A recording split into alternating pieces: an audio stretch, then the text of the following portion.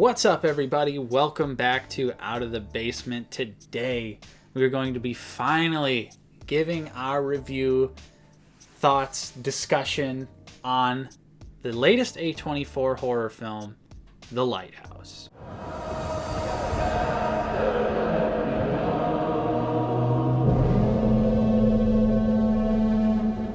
Of course, I'm Nate, joined with Justin. What's up, guys? And like we said, we are going to be doing a review discussion of Robert Eggers' second theatrical film. His sophomore film. Yes, the sophomore release from director Robert Eggers. One of our, confirmed, one of our favorite modern directors. Yes, of course. He directed The Witch. That was his first feature film, and that movie is a masterpiece. Please go check out our review we recently did on the movie. No one watched it. Right. So, for this review, we're definitely going to be discussing what we think the movie is about, the themes, how we personally interpret what is going on in the film. Of course, as well, just giving our general thoughts on it. Right. So, spoiler-free real quick. Spoiler-free real quick. And Gave it a 5-star on Letterboxd. Yep. 5 stars from me as well on Letterboxd. This movie's... It was my probably yours as well, most anticipated film of 2019 by a long shot. Absolutely. And it delivered in every way possible. Yep. Even though we don't fully understand the story yet, just seeing Willem Dafoe and Robert Pattinson going absolutely ape shit and buck wild crazy in this movie is damn worth the ticket price alone. Yeah, and I think... Honestly, I know a lot of the time we always are kind of like, well, maybe this movie's not for everyone. I feel like a lot of people that maybe don't necessarily like movies like this will find a lot of enjoyment out of it because most of it is downright hilarious. A lot of the dialogue, I think, is super funny, super quotable. The situations that present themselves are also hilarious, a few of them. It's just a great time. It's technically wonderful. Everything about the technical side of the film is great. The performances are great. It's honestly a must-see, and I would 100% say that you need to go out and see it if it is in your area. Absolutely. And that's our spoiler-free review of The Lighthouse. So it's hard. You can't really discuss this movie without getting into spoilers. So true. There you go. Based on that, from here on out, expect some spoilers. But of course, we're going to talk a little bit more in depth about the technical stuff that we really enjoyed as well. All right. So let's start out with that. Right off the bat, this movie is in a unique aspect ratio. It's in a 1:1 aspect ratio, and it totally fits the movie. It helps with the old-timey feel of the film. It was also shot on black and white 35mm film, which again lends to the authenticity, although they must have got some pretty good film stock for this movie because it really wasn't like terribly grainy or anything like that. Some real high-quality film stock, but still awesome. The aspect ratio, which you can see that in movies like Grand Budapest Hotel, Wes Anderson. It could also be found in A Ghost Story. But I think in this movie specifically, it really maintains the mood of there's only 2 people throughout this whole movie. So I think it really helps with symmetry and framing when, like, especially dinner scenes where one person is on one end of the table and the other is on the other end. I don't know. It just really fits. And, like, the camera itself is isolated, and obviously isolation is a big theme with it, so I think it really fits the mood that the film is trying to go for. Absolutely. So I enjoyed it. And the entire movie is in black and white, and again, it's used wonderfully. There's lots of scenes where it is extremely dark, and it definitely lends to the creepiness, the eeriness of the movie, and obviously with there only being really 2 colors, black and gray in the movie, and white, I guess. So 3 colors, and, but like not to get really pretentious film school J-Rick, which I did not go to film school. However, I did take some advanced movies class. the black and white works really well because the characters are really gray and you don't know who to root for. Like, it kind of switches back and forth because both are kind of morally gray. And it's black and white and they are gray. And I guess before we get too far into the review, I've personally saw the movie twice. Jrick has only seen it one time. Yep. So again, we are still processing. We're still trying to really unravel exactly what the movie's about. So if we get something a little, wrong or incorrect, don't go being a dick in the comments. Let's just have a normal discussion about the movie. I want you to be mean to me. Well, there you go. You can be mean to Jrick, but don't be mean to me. I'm sensitive. And then, again, the great cinematography. Yeah, Lots like, every type of camera movement, I think, can be found in this movie. Because there's pans, there's trucks, there's jibs, there's dollies. True. There's tilts. Now that I'm going to sound pretentious throughout this whole damn review, but now that I've actually kind of researched some filmmaking stuff and I've learned the camera movements and what they're specifically called, because everyone just calls them pans. Mm-hmm. So actual cinematographers will get confused by the directors when they're pan up, but they're that's not a pan if you go up, you know what I'm talking about. Mm-hmm. So it's just something I look for in movies. I'm a really big fan of truck shots, and there's a really good one of just the building that the lighthouse and walking and there's a lot of cool shots like that. There's a really cool shot of the outside and inside. There is one, but the outside of the lighthouse where it just goes straight all the way up. I thought that was a really cool shot. Yeah, when the wind changes. Yeah.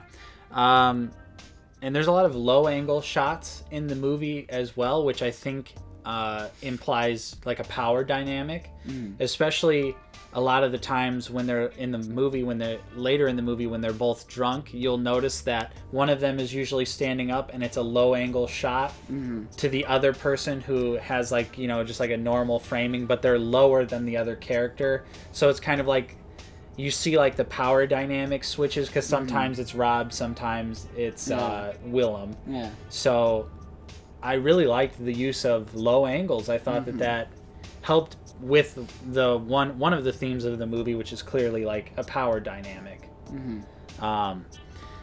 And there's there's plenty of beautiful shots of the ocean, the crashing waves, everything like that. Those shots were honestly some of the scariest parts of the movie because fuck open water, and with it being in black and white, the sea obviously looks black. Yeah. And the waves crashing and everything and how rough the waters is, heebie-jeebies, man. I'm just whew. Yeah. Lots of beautiful shots in this movie. Absolutely love the cinematography, and I believe it is the same cinematographer as The Witch. Makes sense.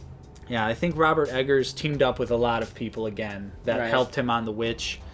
Even though this film is very different from The Witch, it's almost in no way similar at all, which is great. Usually directors kind of stay in a similar wheelhouse, which I guess it is similar in terms of it's an old-timey, a period piece, folklore story. Right.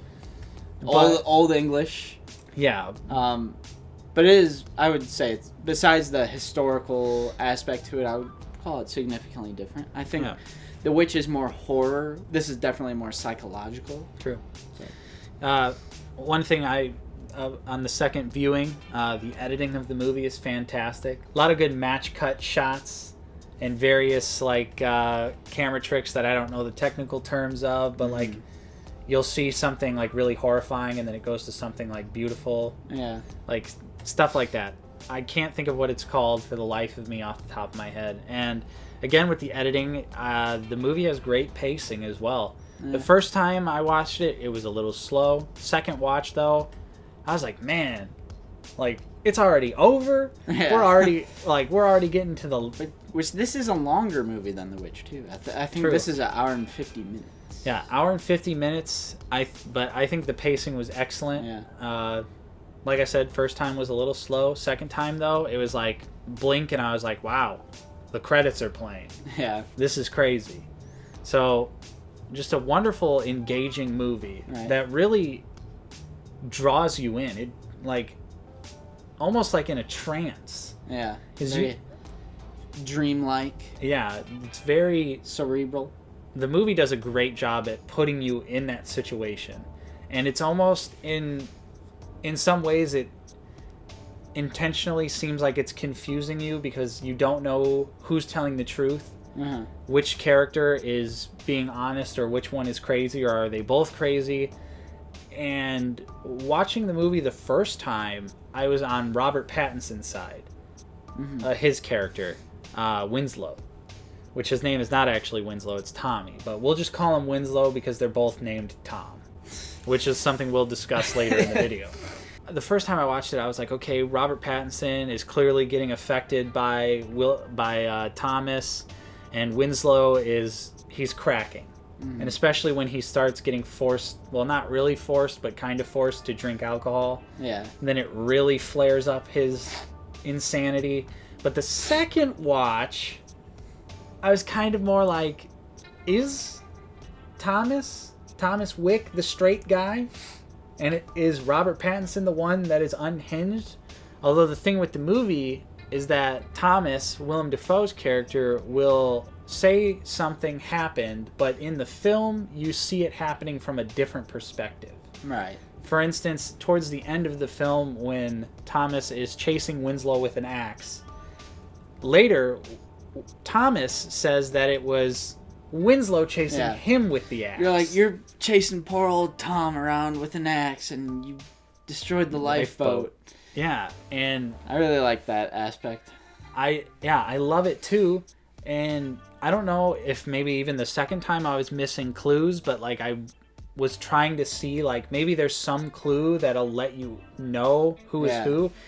But to me, on the second watch, I didn't really pick up on anything extra. Those scenes, it's really just kind of like you have to take Tom at his word that the thing is flipped. But again, I also discovered something. Really? In the official screenplay. Now, this could just be they didn't pick the names yet, but the dialogue in the screenplay, the character is called Young and one character is called Old. So, like, I kind of think that fits my theory. True. We'll get to that theory. Yeah. Great soundtrack, too. Yeah, again, wonderful score. I never thought that I would be creeped out by a fucking accordion. Yeah, I didn't, but I don't really know what you're talking about. I don't remember. I mean, you've seen it twice, so. Yeah. Well, I also have been listening to the soundtrack isolated by itself, because when you're watching the movie, the soundtrack is such a compliment to the film that you almost don't hear a lot of it, because a lot of it is also like brass instruments that kind of sound like a foghorn in general. So it's like really low brass instruments, really tense strings, and I'll show you after the review the creepy accordion. But I've never thought I would be creeped out by an accordion, but they somehow managed to make an accordion very creepy. Yeah. Moving on from that, some more great stuff is the acting. Absolutely. Fantastic, amazing performances from Robert Pattinson and Willem Dafoe, especially Willem Dafoe. See, I was going to say especially Robert Pattinson. But what sold me was poor Willem getting dirt poured on him. Real dirt. You know that scene is real, and you know that it's not just his character struggling, it's actually Willem struggling to deliver his lines because they're suffer for your art. They're throwing dirt in his mouth, and he's chewing it, and he's swallowing it. And I believe in interviews, he said that they did like 3 takes of that. Yeah. And I'm just like, oh my God. I mean, Robert Pattinson's fantastic. Yeah. I mean, they're both fantastic. I think when it comes to just like the going absolutely crazy wild, I mean, it's not saying who has a better performance. It's just the character of Robert Pattinson's character just goes a little more unhinged and like, well, right, freakishly like ape shit. Yeah, because when you first meet Willem Dafoe's character, he's already like the played up, exaggerated seaman character, like Captain Ahab style, where he's like he's already you're already like, oh, this guy's kind of silly because he's like, the ocean caves be our graves and stuff like that, and you're like okay. And Robert Pattinson is kind of like tall tales. Yeah, and he's like the straight guy at the beginning. Like you're like, okay, I identify with this guy. He's like normal, nothing bad's gonna go wrong. But obviously, then they both end up getting very crazy as the film goes on. Right. Great dialogue as well. It's absolutely. Again, just like The Witch, it is a style of Old English that was very clearly well researched and translated wonderfully to the script. The actors just deliver the dialogue perfectly. It's like Robert Pattinson's accent, I think, changes. Yeah. Which is that a product of him coming to grips with who he is? Like maybe he was pretending to be Winslow, who had a different accent. Like I don't know if that would be the case, but it was something I observed. He also with the first watch. Is getting progressively more drunk as the movie goes on, so he also starts like slurring, and his voice almost seems to get lower towards the end of the movie. I feel like. But yeah, I definitely do think that maybe his accent does change based on, obviously, because like we're in spoilers, Robert Pattinson's character Winslow, his name is not Winslow, it's Tom. Winslow is a character that he let die, possibly murdered. It's kind of ambiguous on which way you want to interpret it. At the end of the day, the guy, Winslow, died, and Robert Pattinson either killed him or did not do anything to save him, which I feel like is kind of in a similar realm. Like he could get charged with manslaughter. Willem Dafoe's crazy accent, his over-the-top sea captain, Mr. Krabs, Captain Ahab thing, absolutely wonderful. And the movie, a lot of the dialogue is hilarious too. This movie is a psychological horror, but it is also a comedy, and it blends both genres. It's because it's like the most ridiculous, zany dialogue, but just in the context of what is happening. Like especially if I had a steak, I would fuck it. Like it's just so unexpected. So, yeah, it's like a rare steak. It's like, yeah, the dialogue is like completely outlandish, and it makes it so funny. And a lot of humor comes from, specifically for me, like Willem Dafoe, his line delivery, his facial expressions. Like a lot of like he's like staring with like really especially wide when eyes. He's like so upset that Robert Pattinson doesn't like his cooking. And which is one of my favorite scenes. And just like his hair is like all flared out, and he's got the big bushy beard, so which I think is supposed to symbolize like Zeus or some kind of godlike figure, because like usually God in like Greek mythology is usually Zeus, but he has like a great beard and like hair and like true, which we'll talk about. That's pretty much. Do you have anything else to add to our sort of like technical side of the discussion? No, I don't think so. Okay, so now we're gonna get into themes and theories. What we think the movie is about, how we have personally interpreted the movie. And one of the big themes, obviously right in front of your face, is identity. Very clearly, Robert Pattinson has identity issues, and I think underneath like if you're taking the movie at a surface level, if we're not going with your theory that they are the same person, Willem Dafoe struggles clearly with homosexuality in some degree. They share a very tender moment, and he says something along the lines of, Robert Pattinson says something about him lying with a woman, and he says he has no shame. In a way, I feel like that was almost him like deflecting from him like wanting to admit that, he is interested in men, and I mean possibly women as well, but at least in the context of the movie and the themes of identity, that's how I kind of picked up on it, at least for both of them as characters. Obviously, Robert Pattinson's is a lot more in your face than Willem Dafoe, and especially in that scene, because right after that, Robert Pattinson's character pushes Willem away and puts his fists up, and then Willem also puts his fist up, and they sort of just start going into like a manly fist fight, like a kind of like a "I'm not gay, bro" moment. Yeah.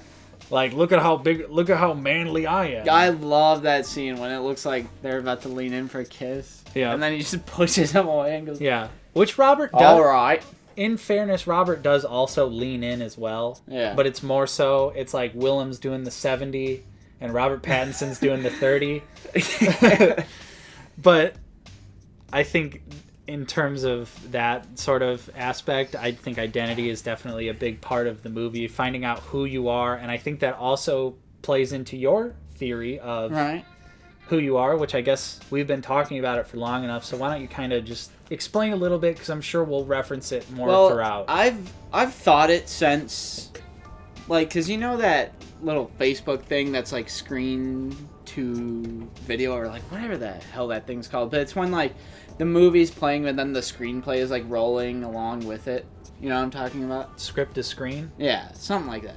Yeah, I've seen it. But that was happening, and it was the young and old. So I was already thinking, like, are they the same person then? Just young and old, they don't have specific character names. Robert Pattinson's character reveals that his name is Tom, just casually, kind of in the context of the... Well, he's drunk. Right. And obviously, and then Willem Dafoe's character, you find out his name is also Tom.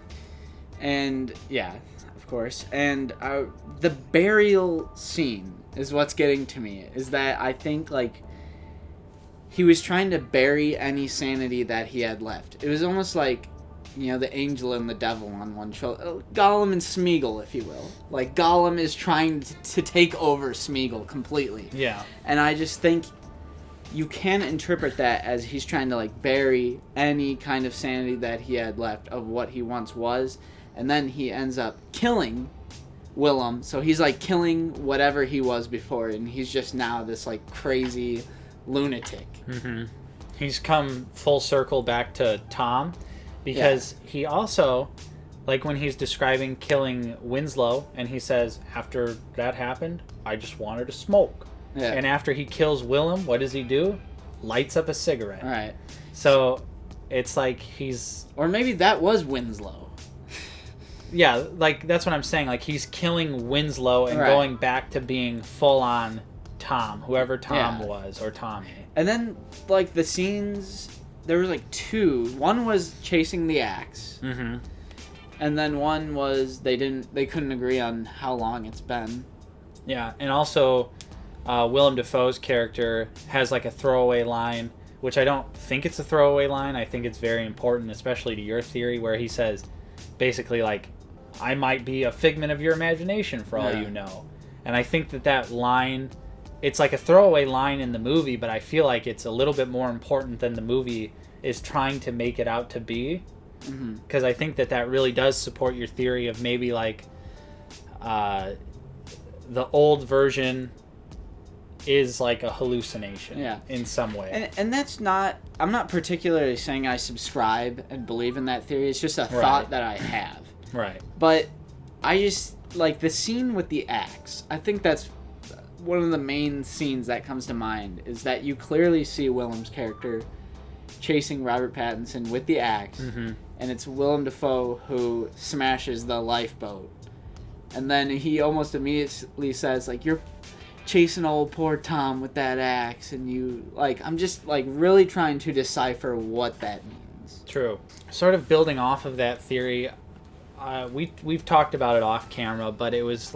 To me, like, perhaps maybe the spirit of Tom is permanently trapped in this scenario, and it's sort of like a purgatory, like the lighthouse and the island is... Kind of like The Shining. Right. It's like a purgatory for the spirit of this character who doesn't remember that it's happening.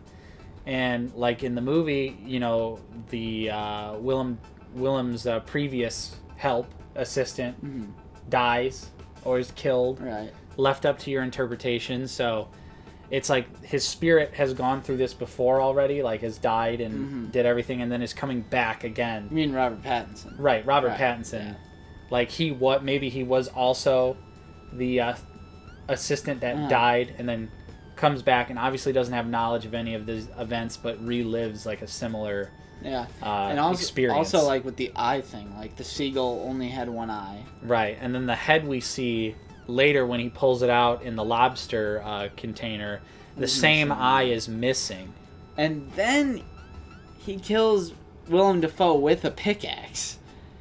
So he could have potentially hit it in his right eye or left eye. True.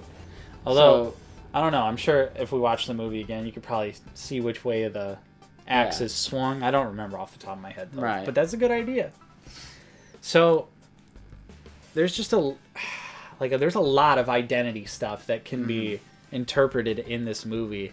And that's just personally sort of the things we're thinking of. Yeah. Again, sort of a lighter theme in the movie, not really like a big part of it, but like lust. Which it's kind of like The Witch, and then it's like a little sub theme. Sub theme. Where you have that in The Witch as well with Caleb and his older sister. Yeah. And they're isolated, so he kind of has like no choice. Right. And like Robert Pattinson is literally jerking off to like a mermaid doll. Yeah. And then eventually fantasizes, well, actually, I don't know. I 100% assume that the mermaid is not like a real thing in the movie. But like, why would he be? Is it because the thing is a mermaid? Yeah. So he's fantasizing about a mermaid? Yeah, so he's fantasizing. The mermaid has been one of the most confusing things to me. Yeah. The mermaid... It's out of left field. The mermaid is a little bit of a wrench in the gear, but at least taking it on a surface level, you can just interpret that as he's fantasizing with a little mermaid doll, so then in his mind it goes to him like having sex with an actual mermaid. Yeah. But then she's also like screaming at him and at some making crazy noise. And like the first time he sees her, he like runs away. Right. Because there's two masturbating scenes that also line up with the mermaid encounters. So that's why I also think it has something to do with like just a sexual desire. Like he just wants to have sex in some way. Which goes hand in hand with if I had a steak, I would fuck it. Right. Because he just wants to fuck something that's not his hand.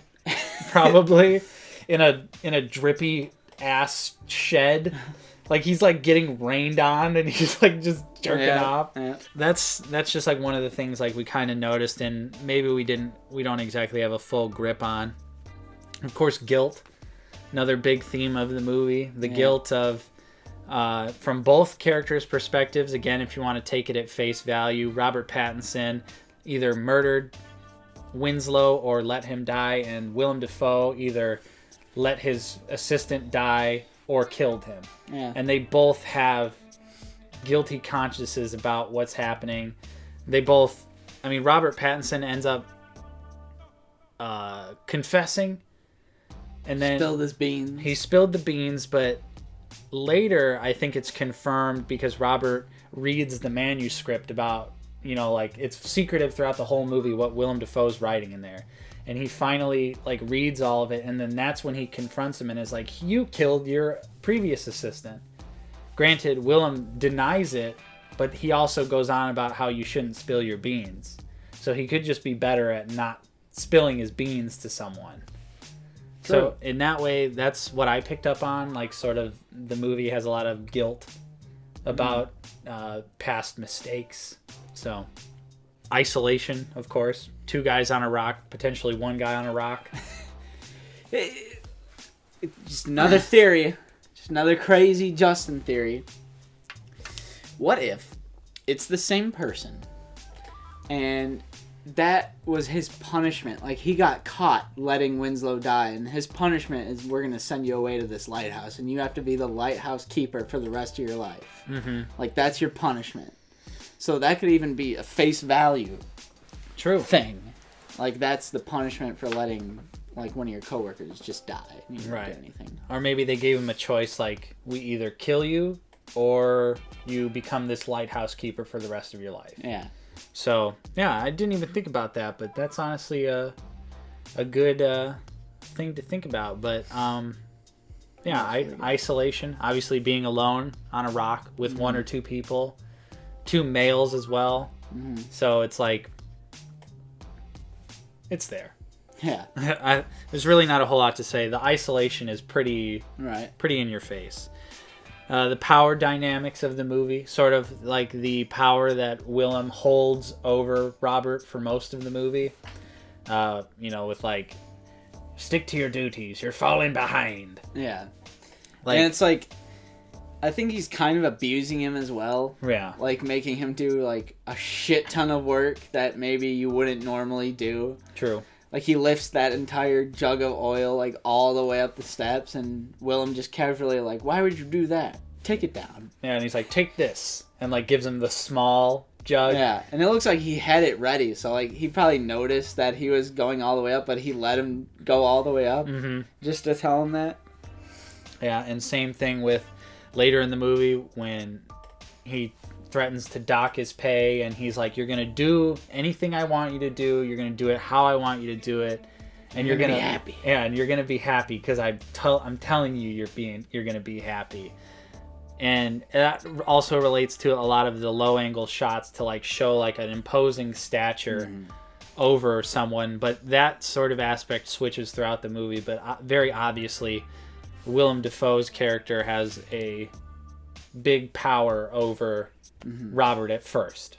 Yeah. And especially, when obviously I think he loses that power once Robert reads the book and is like, reads the recommended severance without pay. Yeah. And then that's kind of when Willem's power starts to dwindle. Right. Because then Robert's like, I have nothing else left to lose if I'm not even going to get paid for this shit. Yeah. So, another thing that was brought up, and that is the Greek mythology story of Prometheus. Right. Which I think that's pretty safe to say that was 100% entirely intentional. At least on the surface level of... character does not get access to certain things. Like the story of Prometheus is that I believe Zeus was like, nobody can come to Mount Olympus and take the... He didn't want humans to have the gift of fire. Right. So Zeus pretty much says that like nobody can come steal the fire from Mount Olympus, and obviously Prometheus does steal fire from Mount Olympus, and then his punishment is that for all of eternity, allegedly, he basically gets pecked at by like an eagle. Yeah. Like he's trapped. It like eats his liver. He's like chained to a rock, and it eats his liver every day, and then it like regenerates. And then again, the bird comes back, eats the liver again. Which he was eventually saved by some other Greek mythological someone. But obviously that's pretty dark. Exactly in line with what happens in the movie. Yeah, when he finally goes, he kills Willem Dafoe, and then he steals the fire, which I guess would be the lighthouse, and then he's punished for it he's getting pecked at the end. He's like naked. Yeah, which, like you said, like Zeus is normally the character in that situation, but obviously there's a lot of like themes with like Neptune. Yeah, which it takes place at sea or in a lighthouse. Yeah. So I think that the old switcheroo. Right, Willem Dafoe represents Neptune. You obviously straight up see him as like how he describes Neptune looks. You end up seeing him like that. So. And he has a godly demeanor because of his hair and his like a very lush beard. Yeah, and you see the tentacle kind of early in the movie, so I definitely feel like he's like Neptune in that situation, and so it's just kind of a little spin on the story of Prometheus. Right, or you could even look at the light as like the forbidden fruit from the Garden of Eden. Right, some unobtainable desire. Yeah, which you can't go there because I said. Like there's no other reason but other than a test. But Robert Pattinson's character is like attracted to it, and he really is tempted to it. He steals the key, tries to get in. Yeah. So it's plenty of different things. Yeah. It's a lot. Yeah. There's a lot to unpack in the movie. There's a lot of themes in the movie. And I don't necessarily think that, honestly, anything we have said is really right or wrong. Because I feel like this movie, and you can kind of see it in interviews where Robert Eggers really isn't giving much out of like what the movie's about. It seems like he wants people to interpret it in their own ways, and there's a lot of things to interpret in the movie. Yeah. It's almost kind of like Pulp Fiction, the briefcase. Like, you never get to see what's actually in the briefcase. At first I was like, what the hell are you talking about?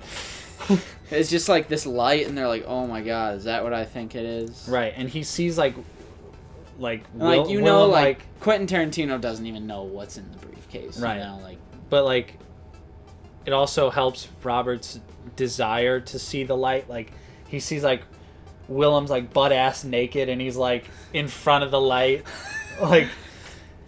So it's like I feel like Robert is like, you know, that just feeds his like want to see what's up there, because he's like, what the hell? And there's another scene I just thought of that I don't really know, is when Robert Pattinson's character is like he's like cleaning the shingles or like redoing the shingles, but he notices Willem Dafoe. You get to see Willem butt, and it's like humping the bed. Yeah, he's like softly humping the bed. I don't know what that's about. Yeah, I'm completely lost on that shot. I don't because it's never brought up again. Yeah, it's just kind of like a weird little tidbit. Yeah.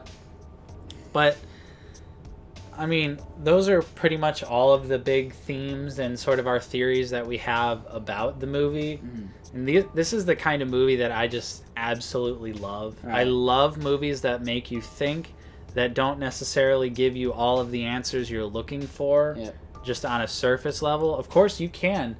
Honestly, I think that's, again, what makes this movie so great and easily accessible, is you can straight up take the story at face value. Right. Just two guys go to a lighthouse. I mean, it 100% can be seen as a cabin fever story. Right. Like, their isolation drew them insane. Yeah, and that's what I think is. And it didn't help that they were both drinking profusely, and they go for rations. Like, there's allegedly rations supposed to be buried here, and it's just more alcohol. And then, so did Willem plan that? Yeah. I'm gonna get this guy like drunk as hell and take advantage of him. And then they start drinking kerosene mixed with honey. So and that's when you get that great shot from like all the way up the lighthouse, looking down, and they're just like, like the movie is insane. Yeah, the movie is completely bonkers, and I love movies like this. You can take them at surface level. You can dig a little deeper in there and try and find something. You can't take it 100% surface level, because like Robert sees tentacles up there. Yeah, true. And shit. But like, I mean, just the main aspect of the story. Right. Two guys going crazy in a lighthouse by themselves. Yeah. So, yeah, that's. I mean, do you have any closing thoughts on the movie itself? Every single year, there is a movie that comes out that I obsess over. Mm-hmm. 2014, I think it was Nightcrawler. 2015 was The Hateful Eight. 2016, 2017, etc. It comes at night for 2017. The Witch. 2018, Hereditary, stuff like that. Annihilation for 2018. And this is like the 2019 movie. True. Midsommar was really good. But The Lighthouse just, obviously, I think we like The Witch more than Hereditary. Even though both are masterpiece films. True. It's really hard to Robert Eggers and Ari Aster are pretty similar for me. I would put Hereditary and The Witch on the same level of my enjoyment, but I gotta say I enjoyed The Lighthouse a little more than Midsommar. True. So we only ended up seeing the Midsommar once. Yeah. I didn't even see it twice. I do want to see the director's cut. True. But it's just every year there's like one movie that just delivers in every way possible. And like, this is my movie for 2019. Number one. True. Like, I absolutely loved it. Yeah, and I would 100% agree. This is my favorite movie of the year so far. Obviously, we still got quite a few bangers that I personally want to see, like Parasite or Jojo Rabbit. Stuff like that has just not come to our area yet. Mm-hmm. Obviously, it took The Lighthouse a while to come to our area as well. We were getting spooked for a while because the other theater in the city over there just kept like, yeah, we're gonna have it. They put it on their website, and then we didn't get it. Yeah, that was the stupidest thing. So so happy that we were actually able to see it in a theater. For sure. Definitely a movie to experience in a theater. Easily the best movie of 2019 so far. I'm completely comfortable saying it's a masterpiece. It'll be completely disregarded at the Oscars. True, because it's a horror movie.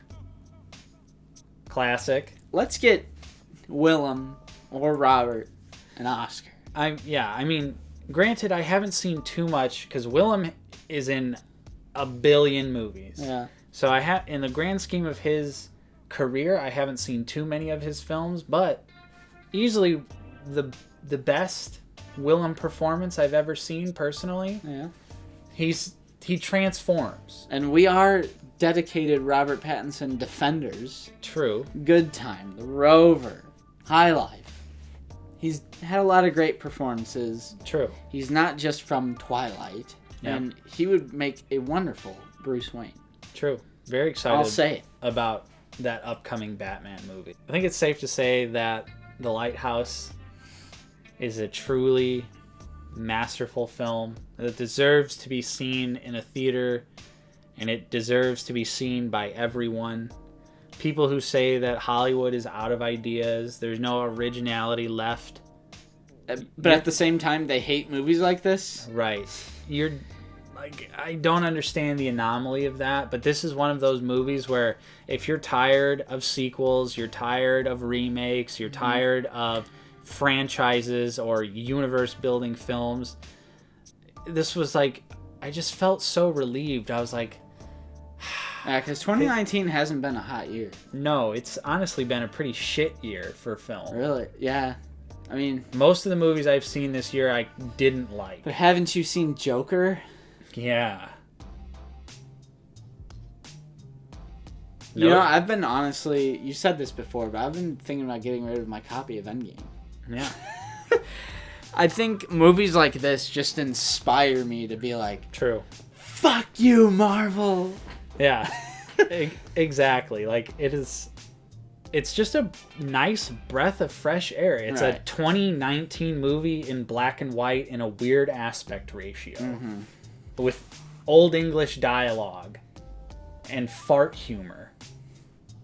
But it's not cringy and annoying. Right. So that's pretty much it. I think The Lighthouse gets our highest level of recommendation. Like we said, 5 stars on Letterboxd. Obviously, we don't really do numbers or even like give out real ratings for our movies, but it's all bullshit anyway. Yeah, I can't think of a single negative of the film. It's honestly, at this point in my mind, pretty flawless, just like The Witch. Yeah, I don't think I could think of anything that could have been done better either. Exactly. So Robert Eggers has done it again. Yep. Another masterpiece film in the bag. I hope he really does get to do Nosferatu. It's listed as his next film on IMDb, and I think that would be amazing. Yeah. Do a new black and white, again in a 1:1 aspect ratio, Nosferatu film like the original. I'm down. Be incredible. So, what did you guys think of The Lighthouse? What is your interpretation of it? Let's talk about it in the comments below. Let's get really into it, because this is a really interesting movie that is just begging to be discussed. Dissected. Yes, so let's talk in the comments down below. Of course, if you enjoyed our review, don't forget to leave a like on this video. Subscribe if you are new. Ring that bell for notifications. Share this video with all your movie-loving friends. Of course, I'm Nate. I've been joined with Justin. See you guys later. Thank you so much for watching, and we will see you next time on Out of the Basement.